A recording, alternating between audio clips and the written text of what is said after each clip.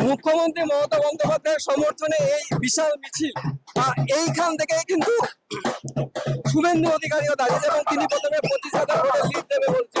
কি বলবেন? আপনারা দেখছেন তো আজকে কিন্তু সমর্থনে মিছিল বেরোয়নি, আজকের মিছিলটা বিজয় মিছিলের টেলার বেরিয়েছে। ছাত্র যুব বিজয় মিছিলের টেলার বার করেছে। 4 তারিখ মেগা মিছিল বেরোবে, যখন রাজ্যের প্রতিটা জায়গায় ছাত্র যুব গর্জে উঠবে। তাহলে কি বলছো শক্তি প্রদর্শন হচ্ছে?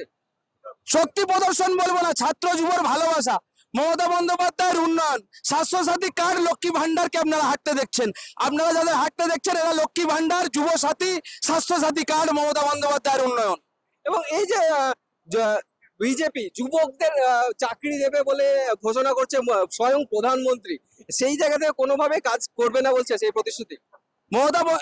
প্রধানমন্ত্রীর এই চাকরিটা কিরম বলেন তো, ওই যাদের অ্যাকাউন্টে 15 লক্ষ টাকা ঢুকেছিল আর যারা ওই 2 কোটি চাকরি পেয়েছিল তারাই আবার সেই চাকরিটা পাবে।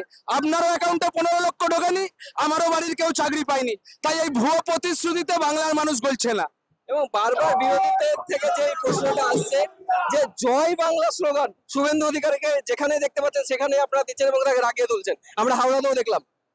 শুভেন্দু অধিকারী জয় বাংলা ফোবিয়ায় ভুগছে, মমতা বন্দ্যোপাধ্যায়, অভিষেক বন্দ্যোপাধ্যায় ফোবিয়া উঠছে। বাংলার মানুষ তো জয় বাংলাই বলবে, নাকি বাংলার মানুষ জয় বিহার বলবে, জয় উত্তরপ্রদেশ বলবে? বাংলার মানুষ জয় বাংলা বলবে, ওনাকে যেখানে দেখবে সেখানে জয় বাংলা বলবে। কত কত ভোটে লিড দেবেন মনে হচ্ছে? দেখুন, মানুষ 29 তারিখে মানুষের রায় প্রদান করবে। মানুষ 29 তারিখে এত ভোট মমতা বন্দ্যোপাধ্যায়কে দিয়ে জয়যুক্ত করবে যে সাধারণ মানুষ দিকে দিকে, আমরা গণনার কথা বলছি না, কারণ আমরা বিশ্বাস করি মমতা বন্দ্যোপাধ্যায় ভবানীপুর থেকে 1 লক্ষেরও বেশি ভোটে জিতবে।